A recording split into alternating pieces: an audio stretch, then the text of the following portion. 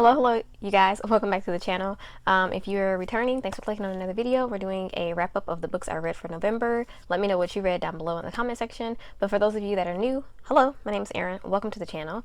And on my channel here, I like to talk about books, makeup, and movies. And today we're doing a book video, wrapping up the books that I read for November. I'm going to tell you what I read and what I thought of the books that I read for this month.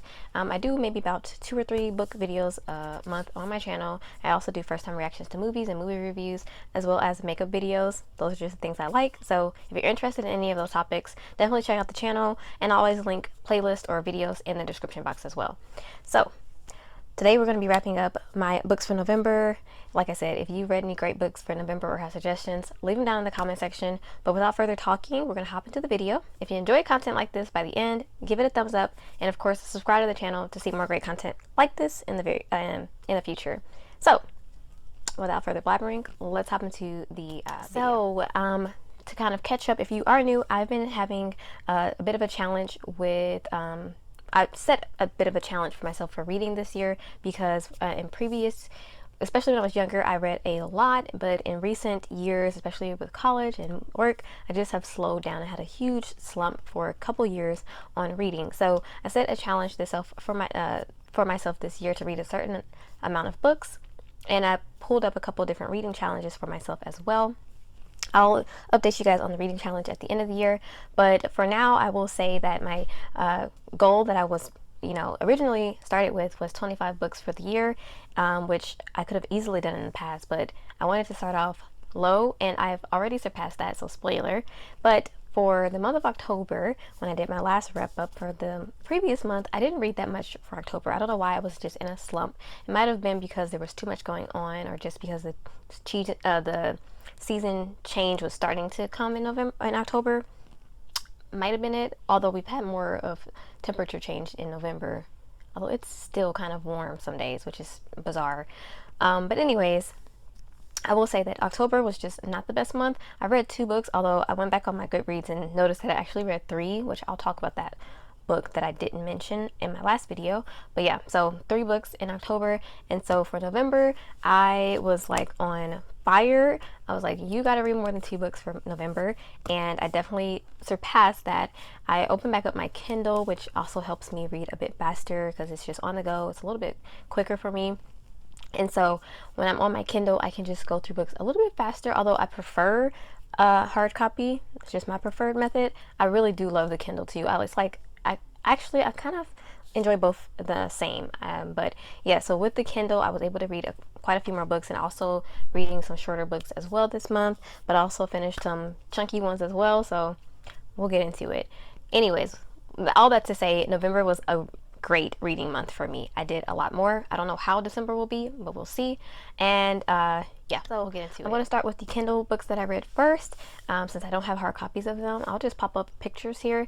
And also I do give like ratings for the books. Usually people give like star ratings, which yeah, I like that as well, but I give grade ratings to play off of the fact that I'm a teacher. So anywhere from F to an A, and obviously F being not a very good book and A being an awesome book.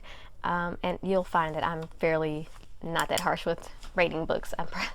I rarely ever give like below a C unless it's just terrible. So anyways, let's start off with a book I forgot to mention in my October wrap up, and that was Christopher's Quiet Bride. I did not write the author down here, so I apologize, but I'll pop up a picture. And I finished that one October 31st. I finished it in one day because it is a romance, like very short, almost novella type size, and it's a historical romance as well. And I read it on Halloween, and I finished it in that same day. I guess I just forgot about it when I was doing my October wrap up. If I did mention it in that video, then sorry for this repeat, but this book was pretty good. It also introduced me to this series, which is called the Matchmaker's Mix-Up. It's a series of or a collection of historical fiction books about matchmakers sending off mail order brides, but they mix up the matches. And so these women are traveling, and the men and the women are matched with one partner, but there's a mix-up and they get someone else. So I ended up reading 3 more of these books from this collection So Christopher's Quiet Bride was the first one on October 31st, and then the ones I read in November, I'll go through those very quickly. William's Wistful Bride by Kat Cahill. This is the first one I read, or maybe, yeah, I think this was the first one or the second one I read, I'm sorry, but it's the first book. And this one was about a woman who is not able to, well, she applies for a matchmaker's service, first of all, and the matchmaker accidentally mixes up all of the matches, or her niece does, or somebody does in her family, because she gets hurt. She's no longer able to do her job, and so her niece takes over, but the match papers are all mixed up. So she ends up just shuffling back together and putting matches just willy-nilly. And so this woman applies and she's unable to bear children. So she wants to get married. And these are all historical fictions, just to be clear. So when you're hearing like matchmaker, mail order bride, definitely like historical, because I don't think it happens that much nowadays. But she applies because she can't have children, and she wants to get married, and she wants children, and she wants to get matched with a widow who already has kids. But she ends up getting matched with a man who has not only does he have no kids, but he also hates children. And so they get matched up. They actually ended up like each other, but she wants to convince him to they ended up getting married before they really delved into it too much, because it was like, it's a mail order bride. Back in those days, they just like, oh, hey, you, let's get married. And so by the time she figures out that he's not a widow with like 7 kids, they're already married. And so they ended up working it out, but she still wants to have kids. And then this is the struggle throughout the book of him not liking kids, but her wanting kids, etc., etc. This book was pretty entertaining. I enjoyed it. I enjoyed the characters. I like the romance aspect as well.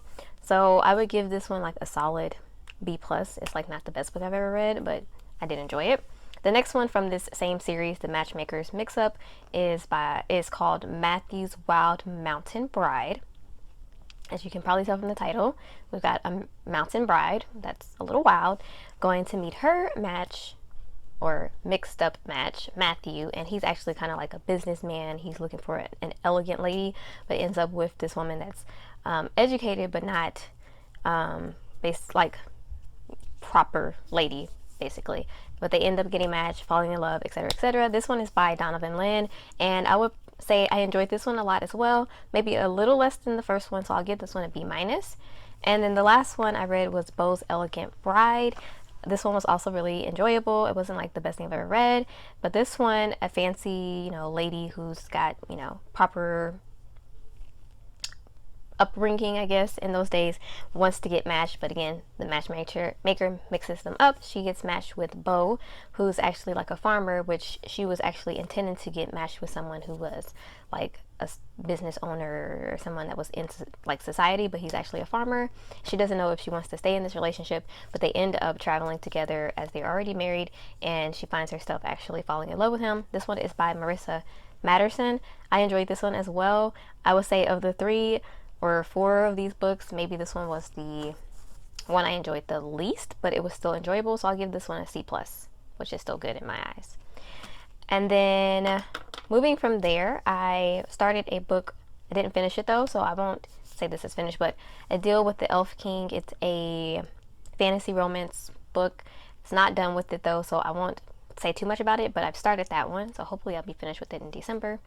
And then I also read trilogy. I don't know if it's going to stay a trilogy, but it's 3 books that I just happened to be browsing through Kindle Unlimited. Since I have Kindle Unlimited, I was looking through and I found this book. It seemed a little interesting, so I opened it up, and these are the books Gild, Glint, and Gleam. I read all 3 of them. It's a series of 3 books about it's a fantasy like romance, but also there's a lot of triggering things that happen throughout it as well. Like it opens up in a very bizarre I won't say too much about it, but bizarre scene with a king and like his harem of women.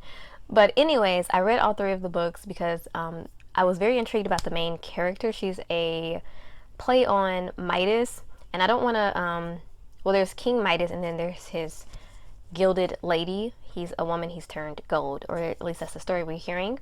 I won't say too much about it because it kind of is, there's some points in it that I don't want to spoil, but anyways, basically he has this woman he keeps in a cage, yes, and she's all gold, and he parades her around like a piece of jewelry, furniture, or whatever, and she's obsessed with him or in love with him, but she doesn't really know anything about the outside world. She thinks she does know about the outside world, but she doesn't really want to leave out of it because he's like her savior. But what it is she's really suffering from a severe case of Stockholm syndrome. She's basically a prisoner who's just used by this man, and she loves him, but it's because he saved her. But did he really save her is the question. Is he really good person? I mean, how could he be a really good person if he's keeping a lady in a cage? But anyways, you get where I'm going. And it's about her gradual getting herself released from this prison with this King Midas. And there's also some secrets and things along the way. There's also some pretty interesting magic as well in this one, like turning things to gold, obviously, with the story of King Midas. And there's also a couple other figures or characters in here that can do different types of magic. So I enjoyed this one overall. I think there were some glaring things in it that I did not enjoy. So I will give this one a B minus. It's like an overall for all 3 books. And I think there's supposed to be another book as well. Hopefully it'll raise it up for me, maybe. I don't know. B minus, C plus in that area for those 3 books. So this one I finished. I started in October and I finished it in November. I might have already talked about this a little bit in my October wrap-up, but I didn't actually finish it until November, which is why it's in this video as my wrap-up book I finished. I'm super excited that I finished this one. This is a chunky one. It's like 700 pages, but because I started in October, I didn't have much left. So I finished it pretty early in November, which was great because I had some other kind of thick books that I wanted to get through. This one by Nosferatu by Joe Hill, I don't know if I already said that, was so good. I really enjoyed this whole story. I think the concepts in here are very terrifying. The main antagonist was very scary. Everything was very well written. I really enjoyed the protagonist in Victoria McQueen. I think she was just a like very realistic character. She had a lot of flaws, but she had a lot of also redeeming qualities about her as well. And basically we're following Victoria as she has these special gifts, and but not only does she have it, also our antagonist has it as well, our villain Charles Manx, and both of them can kind of create their own, not universe, but create their own space. I don't know how to even explain it. They tell you how to explain it in the book, but I'm terrible at explaining plots, so excuse me. But basically they can kind of create their own world, and Victoria, or create different ways to travel through their own world. Victoria uses hers with her bridge to go and find things that she has lost. So she uses this bridge to kind of create a space for herself, and she can pop into different areas. She even goes across states in minutes.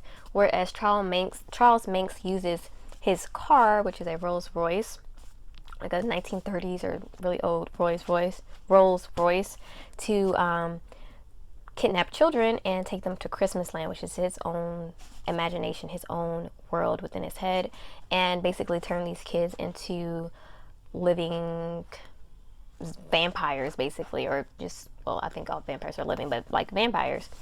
And he doesn't think he's doing anything wrong, but you know, he runs in with Vic, and they end up having a bit of a challenge against each other, basically an opposition that lasts for several years until she's a mother herself, and then her kid is in trouble. So it was just really well written. I think the Christmas Land concept is super scary. This place that should be lovable and amazing because it's based off Christmas, which is actually, but it's actually very dark. It's creepy. It's sick, but the kids don't see that. They only see the good things about it, whereas in reality it's killing them. It's sucking all of the life out of them and putting it into our antagonist.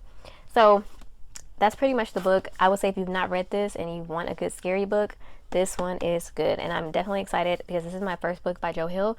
I'll definitely be reading more by him. And yeah, I'm glad I liked his work in this book because I do want to read more from him. And yeah, I would give that an A+. There you go. The next one I read was The Hellbound Heart by Clive Barker. This is one I was supposed to read in October, but I ended up reading in November because it matched with my November theme as well, which were movies that were adapted to books. And actually, this one is also a TV series, which I want to watch now on Shudder. So definitely watching that soon. But this one is the novella for the Hellraiser movie. So the Hellraiser movie was adapted from this book. And so I was like, let me hop on this, let me read it. It's not very long. I finished this fairly quickly. I think it maybe took me, I read about half of it. I took a break and then I read the other half the next day, so 2 days. And Clive Barker, of course, is someone who is very much well known. Not only has he wrote a lot of books and short stories and things like that, but he also directed and I think wrote the first Hellraiser movie and several other ones. So this book novella has spawned into a whole series. Wasn't necessarily necessary, I don't know, for all of those. I definitely like the first 4 of them, but this novella I actually really enjoyed. I think that even though there were differences from the movie to the book, which of course it will happen when you're adapting a work, I really enjoyed this version of the story as well. There wasn't too much different, but there were some like relationship differences from the book to the movie, and we get a little bit more, I would say, we get a little bit more kind of where Frank is and stuff like that in the book as well. A little bit more on the relationships, a little bit more detail. Not very much. I actually honestly would say I kind of like the movie a little bit better than the book. Is that sacrilege to say? I know that's usually the book versions for me personally are better than the movie versions, just because you can't take everything from the book usually. But I think that the movie actually adapted it really, really well. And I would to say that they really did a good job adapting it to a movie. So I really enjoyed this. I would give this, if I gave this an A plus and I enjoyed this a bit more, I'll give this an A minus because I did really like this one as well. I think it's solid and I want to read more by Clive Barker. This is also a first time read for me for this author. I've never read anything by Clive Barker. I've wanted to, and now here's my first one and I enjoyed it and I can't wait to read more from him. All right, the last big one, Dark Half by Stephen King. Now, I really wanted to finish this in November, and I was halfway through, or maybe a little bit more than halfway through, about right here, on November 29th. And so the 30th, I was reading. I was like, you've got to read this. You've got to get done. But I didn't have a lot of time throughout the week to read. So what I did was I fell asleep on it on November 30th, but I was very close to being finished. So the next day was the 1st. So I didn't technically finish this in November, but I'm still counting it because I finished it and I was rushing to finish this so I can get done with it in November. Counting it as a November read. But I downloaded the audiobook from Libby, which is a wonderful app, and I listened to the rest of it. Well, not the rest of it. I listened to like a large portion of it at work. I think I might be like, yeah, a big chunk like this. And then I wasn't able to finish all of it at work. Came home, read the last couple pages, and was able to finish this book. I now see everyone's hype about audiobooks because that was such an easy way to get the book kind of chunked out so that I can finish it even though I wasn't having the physical copy there with me. And also, I can still come back to my hard copy and finish reading it. So that was a really easy way to do it. I'm now a fan of audiobooks. Yay. So I'll be doing some more audiobooks. I actually already started one, The Haunting of Hill House. I've been trying to read that book for 3 months now. This is the 3rd month. And I just cannot get through the first couple pages. So I'm listening to it now on an audiobook and I'm actually getting through it. Wow. Who would have thought? And I'm a pretty good listener, so it's not a huge change for me. I do prefer to have the hard copy or just have a Kindle, something. But the audiobook is working for me right now for some books. And this actually helped me get finished with this one. I really enjoyed this. Again, I did quite a bit of romance this month, but I also delved into quite a bit of horror. The Dark Half is a story about an Arthur Tad Beaumont who is basically has a pseudonym that he writes under, which is George Stark. But he wants to put that name to rest and actually start writing under his own name again. But when he does that, what he doesn't realize is that he's creating a monster from that pseudonym, and that evil, what do you call it? I cannot find words today. That evil side of him, I guess, maybe, what would you call that? Personality of his. That's not the word I'm looking for, but you guys get what I'm saying. Basically is realized into the real life, and all of these crazy murders start happening. So the back says, Tad Beaumont would like to say he's innocent. He would like to say he has nothing to do with a series of monstrous murders that have kept coming closer to his home. He'd like to say he has nothing to do with the twisted imagination that produced his best-selling novels. He'd like to say he has nothing to do with the voice on the phone, its obscene threats, and demanding total surrender. But how can Thad disown the ultimate embodiment of evil that goes by the name he gave it, and signs its crimes with Tad's bloody fingerprints? So throughout this book, really, really good. There's a lot of unique concept in here as well.